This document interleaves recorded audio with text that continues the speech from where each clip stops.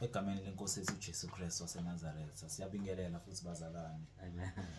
Yithi futhi laba abantwana bakaNkulunkulu sizoletha ubufakazi obuqondene nombuso kaNkulunkulu. Yonke into esiyenzayo la kwaTheocracy imayelana nokuspreada umbuso kaNkulunkulu, ukushumayela ivangeli lombuso kaNkulunkulu. Yonke into esiyenzayo njengokuso kaJesu kuMateyu 28 uthi ke hambani izizwe zonke nishumayele leli vangeli. Yes, so kuwo bonke ubufakazi suke sibenza inhloso kusuku spread ikingdom kaNkulunkulu. Amen. Siyathemba ukuthi bakhona abasizakalayo ngobufakazi bethu. So ke namhlanje ke bazalwane ngino brother wami again, ubrother Luvuyo, brother Masithula. Yes. Manibulisa inhlalo yabaze Zulu ngelihle igama lika Jesu Kristu inkosi yethu eyasifelayo. Amen. Yalidela izulu. Yeza emhlabeni ngenxa yami nawe. Yiyo ke lento nathi kumele sizidele ngenxa yayo inkosi yethu uJesu Kristu. Ngikuluvuyo ke mina wamathandabuzo ifani. Namhlanje ke bazalwana ezibasethilo my brother Ntokozo kuye namhlanje ozokwethula ubufakazi. Ngingatho lethu part 2 malunga nobufakazi obuqondene namatyala. So ke ungadina kokububamela cause buza kunceda kakhulu and yakuthembisa uzosizakala ngegama lika Jesu Kristu inkosi yethu. Amen my brother. Amen, amen. Sizozama abazalwane ukuthi ke sibenze bube fishane ngenxa yesikhathi because besike sizwe ikhaluzeni la kuma comments ukuthi okay ivideo mesiyinde kakhulu mhlawumbe siyi hour kokugcina singalaleleki kahle singalandeleki kanti kusuke uvele kubufakazi obuncane. So inkosi izosisiza ukuthi sithi kubufinqa kodwa sikwazi ukuthi sikhiphe konke inkosi isuke ifuna sikhiphe. Hallelujah. So ke njengoba seshilo my brother mina uNtokozo wamkhiza I'm from la eDurban. Nami ngomunye wabazalwane abahlala la ekhaya abafunda kwamanje abasafunda ngombuso kaJesu Kristu. Amen. Inkosi sasibekela. So ke ngizohlala straight to the point bazalwane ku testimony. Eminyakeni edlule ngaphambilini bengiye ngasebenza kwenye inkampani ebekade idila namatyala. Ibikhona la eMhlanga eDurban. Inkampani nje ebedila namatyala. So ke ngibishara ubufakazi ukuveza ukudalula imisebenzi yobumnyama because lithi izwi masingahlanganyeli nemisebenzi yobumnyama kepha masiyidalule, right? Efesu 5:11. So uNkulunkulu he took us through for a reason. Wasidlulisa kuleya ndawo for a reason. Usidlulise ku system for a reason. Khona sokwazi ukuthi siyidalule kahle abantu beyibona ukuthi ngempela ayiyona umbuso kaNkulunkulu, umbuso wobumnyama. So lapha ke bazalwane obviously mawufika ecompanyini usukungazi ukuthi the nitties and gritties ukuthi ngempela kwenza wena nje yabo ngena ku interview na bakutshela kwabakutshela bona wenze lokho kwenzayo, right? So njengenkampani edila namatyala obviously siyazi ukuthi abantu abaningi la eSouth Africa baseyikweletini, right? Ama statistics nje abantu abaningi abasebenzayo vele baculile ekweletini. Effect le yabo mhlawumbe ngokwazi wena cause akazi usebenzela mina sengiyakwazi. Abantu abaningi abase especially ka government naba private sector kodwa but especially ka government baseyikweletini my brother abantu. Yes. So uma ufika ku company umusha nawe ke uyafica okay uyafundiswa ke mayelana ne-National Credit Regulator ke umthetho oqondene nezikweletu la eSouth Africa. Ufundise nje yonke into, ufundise yonke into probation le yabo 3 months ufundise okay ugcina ibamba ke mase uyangena ke ku flow la ke khona ke uyadayisa ke uyakhuluma nama clients over the phone, uyawaluleka mayelana nezikweletu zawo. So into engifuna ukuyisho nje bazalwane ukuthi ke iexperience yami lapha yangenza ngabona ukuthi impumelelo o lelizwe aliyona lento sijela ukuthi liyilona. Ziningi izinto ezibuqili ezenzeka behind the scenes, yabo. For an example nje labana abazalwane isikhathi esiningi besisebenza besikhulu besidila nabantu abasebenzayo ukuthi mhlawumbe umuntu uthisha or unurse lo muntu loyo useyikweletini obvious, right? So one of our products abayidayiswa lapha abaku debt review. Abanye abaningi bengicabanga bayazi debt review. If umuntu sesikweletini nje uzoyazi debt review because because vele yabo ama records i-record lakho li public lokuthi wena useyikweletini, yabo. So lama companies lawa na information ukuthi igwini ukuthi bakufonele bebekubuza ukuthi ke le kweletu zakho uyakweleta ukuthi nokuthi na indlela singakusiza ngayo beqamba amanga ukuthi bengisiza ngempela. but wena njenge-sales person angithi awunawo i-full understanding, awunawo ulwazi oluphelele. Wena wazi ukuthi hayi cha kumele ukwazi ukuconvince le clients leli ukuthi lisayine le contract mase liyavuma ukuthi azosiza ukhiphe ey'kweletini, but wena you don't know how to, yabo. When into odila nayo ama-sales, you don't know what happens back doors, yabo. Amen. Emva kweminyango, yes. Cela ubuya zibayi but uphazamisa. Uba ngaba njengoba abantu bafonela because nami bendifonela ukuze ngifile kubo amatshela ngivele ngenhloko kubo. So bayisithatha phi inamba zami yonke le nkcukacha bandibona njani ukuthi banamatshala bona ba. Yeah. Sivela phi information zami. Okay, i-information yabantu iyadayiswa. Information yethu i-public iyadayiswa. Wow. Yabo iya-circulate. Ibhedlela zina information yethu, right? Iy'kole zina information yakho because usukwafunda ey'koleni. So contactiwa ama-credit bureaus. Ama-credit bureaus amakhulu nje awu-4 amakhulu la eSouth Africa anayo i-access ye-information yawo wonke umuntu ola eSouth Africa. I-ID na phone number mhlampe-ke nalo, but bebe ne-ID nje kakhulu banayo yonke imininingwane yakho, bebe ne-ID isikhathi esiningi. So i-data iyadayiswa isikhathi esiningi, right? Number 2, na okwesibili-ke ku-social media umuntu desperate vele uzomdayisela ufake ku-social media laphana, right? Or umfonele umuntu umdayisela i-solution, mase uyamtshela ucela i-ID akunike yena umuntu desperate eseyikweletini uzoyibhala vele akunike ne, uzoyibhala vele akunike, uzokunika yena, abanye bayakunika bona. Contact i-POPI Act ne. POPI Act is protection of personal information. Usawukwazi uvela uthathe i-information yomuntu ngaphandle kwegunya lakho, but bayakwenza lokho, bayiviolate nje i-POPI Act, iya-violate kakhulu ne. So-ke yes, ngiyathemba mhlawumbe uchazile. Yes. So information yethu ikhona nje my brother lapha, kumele uzitshele yiko kumele siphume kwe-system. Information yethu igcwele lapha, inamba yakho, i-email yakho, ama-details, i-social media handles zakho, i-ID yakho kukhona lapha, kukhona. So ngisho ngathi uyakugcina wena bayakwazi bona, uyabona. So ke bekukhohlisa thina nje sinikeze i-vision yokuthi information hayi eyethu, no. Siyabonga kakhulu. Amen. So isikhathi esiningi-ke besibanikeza abantu i-false hope, but ungazi ukuthi umuntu umnikeza i-false hope, right? Because ngiyakhumbula nje kuleya company ngisebenzanga isikhathi eside kakhulu. So ngenxa yezinto engayifike ngayibona phakathi because ngami sengisindisiwe, right? Angisanda kusindisa kodwa ngingakambuleleki ngeqiniso, yabo. Now-ke kuleya company leyana-ke uthola ukuthi umuntu uhola mhlambe kuthiwa i-debt review, bakufaka i-debt review uma ukuthi iy'koloto zakho sezingaphezulu komholo wakho.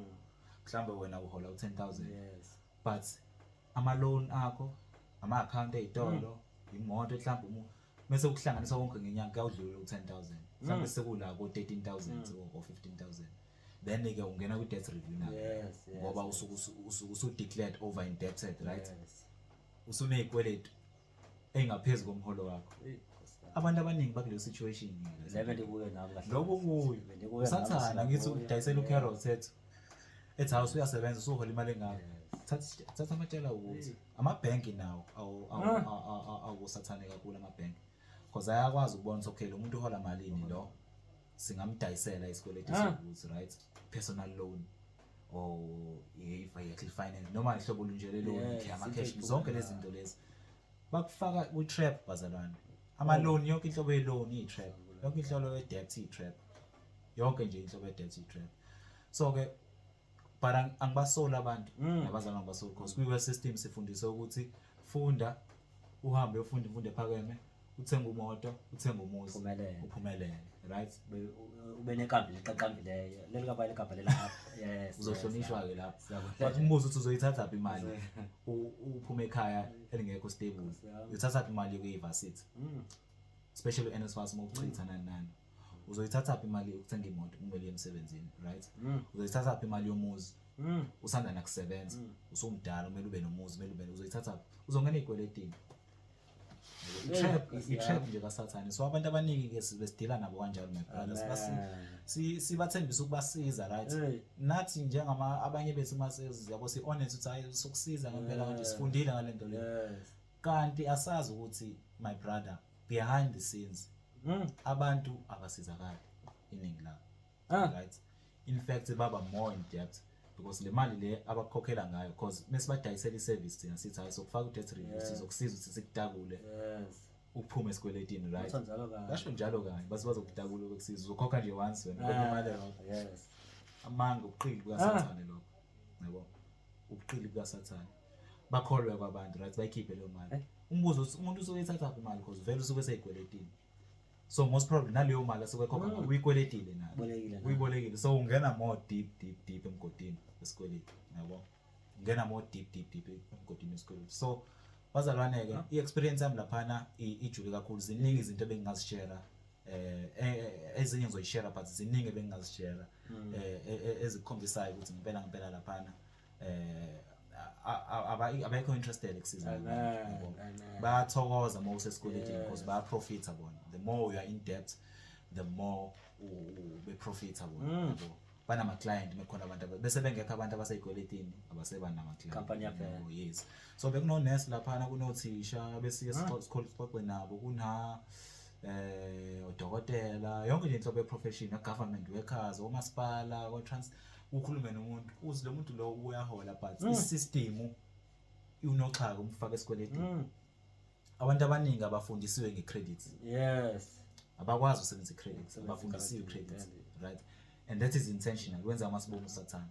So let's zobanika oma-credit card ebanika ukuthi bengazi bona abazi lutho ngesikweletu bese bayangena kunoxhaka ababamba uSathane. But ngaphandle kubantu uvela njengomuntu ophumelela nemoto, unomuzi, unazo zonke izinto nje, yabo. Abanye bathatha ngisho ikweletu ezitolo zokudla, ngangizwa kuthiwa nje abanye bako-Woolworths batona ikweletu. So yonke le system bazalana, i-wealth system i-based kwisikweletu, i-funded kwisikweletu. I-foundation yale system iyisikweletu nje. Abantu abanceda ukubona nathi sekufona ne uthi umuntu sizokunceda mhlambi umnceda njengoba igama lakhe ngokuna li-blacklisted. Yes. So ngesikhathi nithi zomkhupha phaya akayenzeka aphume niyabhatala. Uyabhatala my brother once i-credit profile yakho yadamageka, because into ebifike siyenze besifika sinikezeke i-ID yakho, sesinayo i-ID yakhe, abanye sesina-ID yabo, sifike sesibatshela i-credit profile yakho sithi okay siyabona wena la ku-computer ukuthi-ke ukweleta u-Truworths, ukweleta o-Rage, abantu besifazane abaningi nje bekweleta, yabo, leso sitolo lesi seyichaza u-Rage. So ukweleta le inkampani lezi siyabona ukuthi uyastrugglisha, bese siyabuza ukuthi uhola malini ngenyanga, ukuthi uzohola malini. Once sabona vele ukuthi isikhathi esiningi uzohola imali engaphansi kwezikweletu zakho, engaphansi, yabo, so ungeke usizakale. Yes. But siyakuthembisa ukuthi hayi sizoclearisha igama lakho, i-red flag, so isusu ube blacklisted, ube clear kwi-company, but abasitshelanga lokho sisaqala ukusebenza besingazi. Into uyifind out uma usuhamba uthi hawu lama-client lawa engangikhuluma nawo ngisafika la namanje awukasizakala, sekuphele 6 months kodwa leya process kumele kahle kahle ithathe 2 months, right, ukuthi basizakale.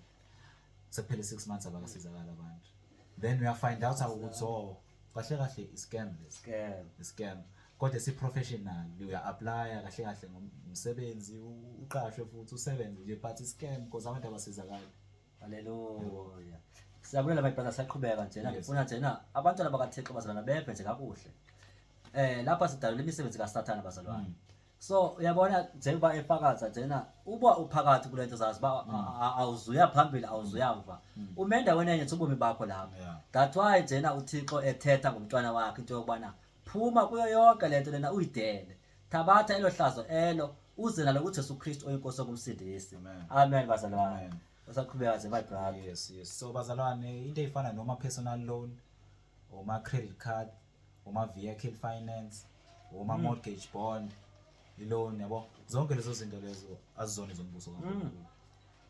Akuzona ezombuso kaNkulunkulu. That is why bonke labantu laba sasibathembisa ukuthi sizobasiza, but manje uyabona labantu laba babengazi bengena kulesi kweletu, bangena kunoxhaka, babejela bona iyona impumelelo le, right? So uSathane udayisela lo mgqakazo lo sisabancane sisafunda ethi uzophumelela, so vele uphuma esikoleni nale mqondo ethi ngifuna ukuphumelela, ngifuna ukuprove kubantu ukuthi sebephumelela. Yini ukuphumelela? Isikweletu akusiwona ukuphumelela, yabo. Lokho sikuthola encwadini ka-Proverbs 10. Incwadi ka-Proverbs 10 my brother, ukushela Izaga 10. Izaga 10 verse 22 bazalwane. Sesozama ukuthi siwabhale phansi amavesi la. Description Izaga 10 verse 22. Uthi ngifunde ngesingisi la. masinyane wefunda ngesiZulu So ifunda ke bazalwana ngeSixhosa. iBhayibheli lesiZulu Nice. no lesiZulu okay Wasithila lapha. yeah Apha kungothiwa imizekelo Esau chapter 10 verse 22. yeah Yeah, so uthi ngifunde kuqala la yes. Izakha 10 verse 22 uthi ke uSolomon lana ke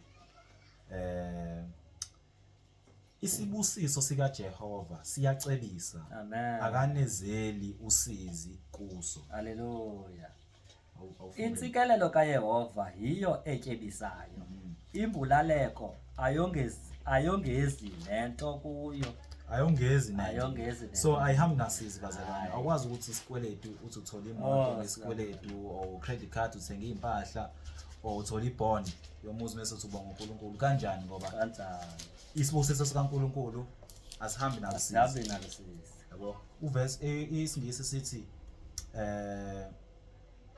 the blessing of the Lord makes one rich and he adds no sorrow with it so Amen. ayihambisani nosizi nesorrow if izokukhathaza isikweletu siyakhathaza siyazi isikweletu Kakhulu. siyakhathaza so akuyona umusa akuyona umusa kaNkulunkulu yabo thina uNkulunkulu uyasibusisa yabo sisebenza singasebenzi Singasebenzi, uyasibusisa uNkulunkulu yabo uthi asifuna umbuso wakhe qha Amen. yena uzozinezela zonke lezi zinto uzozi-add asifuna umbuso wakhe so Intsikelelo kaYehova ikhathaza yeah yona. yes so Ayinazikweleti. experience so experience yami leyo bazalwane abazalwane abantu abaningi bakhona ngisho abazalwane okhuluma nabo ukuthi uselo umuntu lo ubanje ubambekile kunokha uthisha kodwa stressed abanye abasakwazi ukudlala kahle irole yokuba ubaba ekhaya umunye umama asakwazi uqhilazekile amajani uqhilazekile umuntu kodwa unemoto unomuzi unabantu Bonakala emhlabantwini. wenze lokho akutsheliwe but usathane uyamudla ngaphakathi kancane kancane akakhonzeki kahle bazalwana uNkulunkulu saseGibhithe Amen. awazi ukhonza uNkulunkulu useyigweletini umamoni Amen. umamoni uyabambana uzokubamba umamoni Nkosi yami. uthi uyaphamisa izandla uyakhonza ekukhumbuza ukuthi hey wena uyakoloda ukoloda ukuthi ukoloda ukuthi uzoyikhokha kanjani lento leyo uzoyikhokha kanjani lento leyo yabo that is why siphushwa ngako isikweletu manje Amen. yabo even nalesi sama airtime bazalwana nasikho right isikweletu sasema bank ama airtime ziningi inhlobo mashonisa zonke inhlobo yezikweletu bazalwane asiphumene ezikweletini uphuma kwe system Amen. akusho ukuye kumsebenzi nezikole kuphela uphuma nje kuzo zonke izinto zikaSathane yabo lapha emhlabeni. including izibhedlela Amen. konke Yes, nezikweletu yes, konke yes. kuyahambisana so Hallelujah. i-intention yalokufakazi is not ukuhlaza bazalwane nina or ukunibukela phansi but ukudalula imisebenzi kaSathane yobumnyama. Yes, yes, yes. uNkulunkulu usasinikela ithuba ke lokuthi siphume masidele bazalwane masiphumeni Hallelujah. yabo Hallelujah. kunezwi lapha elishiwo ngicabanga ukuthi nguJesu lapha kuMateyu uthi okhululwe ngindodana ukhululekile impela Impela. Jesu Kristu. so ukhululeka impela uma unoJesu Kristu awukhululeki kodwa ubanjwe izinto Amen. ubanjwe izinto ukhululeka impela Hallelujah. right so ke bazalwane isexwayiso ngilakhe ngishilo ngizozama ukuthi ngisummarize ubufakazi bami isexwayiso lesi please bazalwane asiphumene ezikweletini angeke sikwazi ukukhonza uNkulunkulu kahle angeke ukwazi ukudela konke kahle usabhizi uyifaka ezikweletini right Amen. that is why abanye beni kunzima ukuthi badele konke bacabanga amatyala ababanawo izikweletu right Awunamkhonza uThixo semakweletini kahle. awukwazi ukukhonza uThixo kahle uwe Yazi system kakuhle, useyikweletini yes. kumele udele konke uthi awathi siphambane usakulandela uChristu Yazi nto. dela mzalwane dela konke kumele udele umuzi dela imoto dela everything and follow Jesus Christ usho njalo lapha Hallelujah. kuMatthew 16 yabo Ngoba uyazi wena my brother Yeah. ufuthale uthi uJesu Kristu njengoba ethe singakhathazeki. yes Singakhathazeki nyane nje bazalana ukongeza nje kancane my brother. Mhm. Andifuna ixesha libe lide Yeah. kusapho. Njengoba silapha ekhaya bafunda akho umuntu uvuka yosebenza la. Ne? Akho umuntu uvuka athi yosebenza. Yeah. Akho umuntu ukhathazekayo. Ukhona into ibisisokolisa kuthiwa ngamanzi besingenawo lapha ne. yeah But ngokubana siligcinile ilizwi likaThixo athe singakhathazeki. So Sesiyikho into ezama ukusikhathaza thina into esiye sithini sithi Yesu Kristu Nkosi yethu ongumsindisi siligcinile ilizwi lakho ethe singakhathazeki. Nansi into ezama ukusikhathaza kusi khawusincede usiqabele yona. Nansi ngokhona ibhoholo lapha. Yabo. Ibhoholo imali yini ke? Yabo. Akho umuntu uvuka apha kwekhaya abafunda yosebenza. But uThixo uyazenzela ngendlela yakhe bazalwana. Nje lithi mandlulise apha Yeah. xa singakhathazeki ke yabo. sakhathazeki ngamanzi Yamkela sakhathazeki ilizwi ngokudla, uligcine. khathazeki ngokuthi uzoqongane awukhathazekile Yes. uNkulunkulu wazi future Amen. ngisho masebenza wena manje uthi uyafunda uNkulunkulu waze future uzohlala ungasebenzi nama degree. Haleluya. Abantu bakhathazekayo my brother, xoxa abantu bakhathazekayo masike siyepha kwaMateyu 6. Sibheka abantu bakhathazekayo bangabantu abatheni, Abantu abatheni. abe kusupport ngoba bayakhathazeka Yabo. Yeah, so yes, Matthew 6, right? Asifunde in 32. Mateyu 6:32. 32, right? Ngoqala ufunde lapha nami uzofunda la. Matthew 6:32. Mateyu 6:32. 32. Kuba zonke ezo zinto zinxanyelwe zinhlanga, kuba uyihlo wasemazulwini uyazi ukuba ezo zinto zonke ziyafuneka kune. Yabo. Ngokuba konke lokhu abezizwe bayakufunisisa. Ingani uyihlo wasezulwini uyazi ukuthi niyakudinga konke lokhu. Matthew 6:32. Yeah. So uThixo uyazi ukuthi siyadinga ukuphila, ukudla, yabo, ukugqoka nokuphuza. Asidinga ukukhathazeka ngaleyo nto. Thina sifuneni ufunda ivesi elilandelayo, lithini ivesi elilandelayo? Lithi funani ke tanci ubukomkani bukaThixo nobulungisa bakhe, zaye zonke ezo zinto ziyakongezelelwa. Ziyakongezelelwa, yabo. So asifuneni ubusa uNkulunkulu, sihlukane nokukhathazeka. uNkulunkulu uzoziletha zonke lezi zinto esizozifuna kwi system, siyoyifundela, siyoyisebenzela. Uze umuntu unikele ngempilo yakhe emsebenzini impela 40 years, you know, 30 years, 40 hours a week, 8 hours, 10 hours a day, 50 hours a week. Uzinikele impilo yakho nje ukuthi uthole imali. Kodwa ushilo uJesu kuJohn 6:27 uthi ningasebenzeli ukudla okubonayo, right? Yabona? So uSathane bazalwane usidukise kakhulu, udukise izwe lonke, usiphumputhekisile, isho njalo izwi ku 2 Corinthians 4:4, usibamphumputhekisile izwe lonke uSathane, right?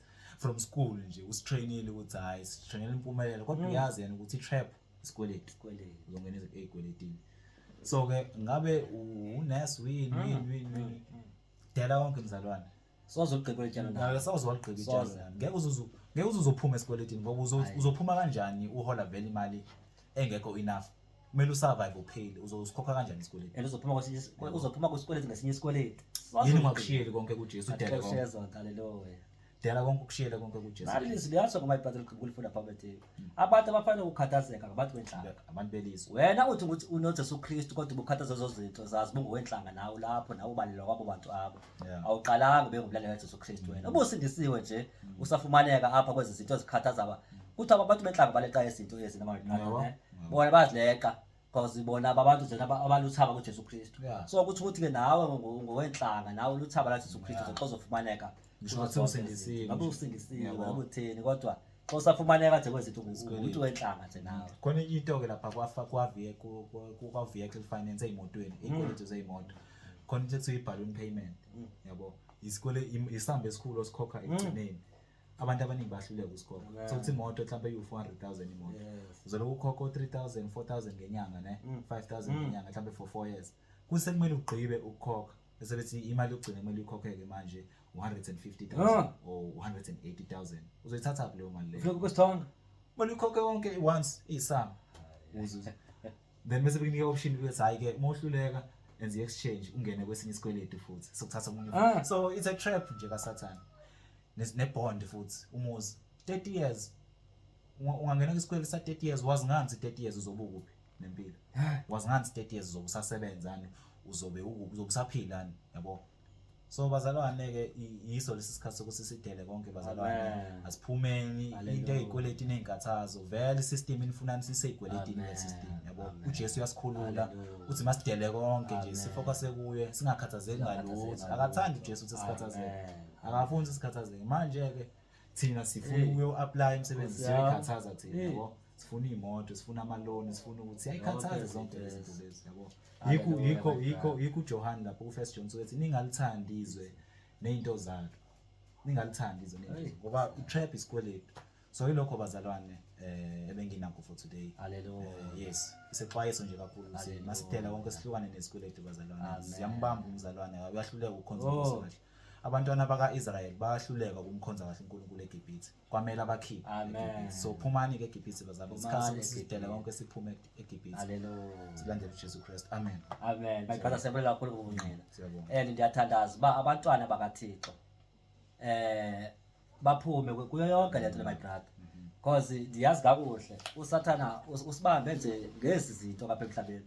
awusoze ukhule in spiritual nabe uthi usindisiwe kondawo kuyo Yeah. soze ukhule kwamoya and xa usithi unoJesu Kristu ube usedip ematyaleni zazi uhamba ngemizwa lapha kwamoya engcwele uhamba nje ngemizwa yazi my brother ze ndikhonza umuntu ndimbone Nkosi yami elila ndibona uba ufuna moya engcwele kanti no apha umuntu nje ucinga uba ndizozithile ezibhekene nazo yayibona hamba moya engcwele lona phasi yayibona zizinto abhekana nazo ngoku yena Nkosi yami so siyabulela kakhulu my brother sisazobuya ke bazalwana nobungqina bokukhuthazana singabantwana bakaThixo ngoba uYesu Kristu njengoba ethetha ngathi bazalwana sifakelwe nama direction ezifonini sizophuma ngokudala ngokuphinde uthole umuntu kuTheocracy ngokuphinde uthole umuntu efonini ngoba uJesu Kristu uyasikhupha kuzo zonke ezi zinto ezila uJesu Kristu uyinkosi uyabusa uyanithanda wena usekude noJesu Kristu umvumo uYesu Kristu abe inkosi nomsindisi and then uhlale ezifundisweni zikaJesu Kristu ungabambi izifundiso zabantu because abantu bazokudukisa bakuxele zonke izinto bamba izifundiso zikaJesu Kristu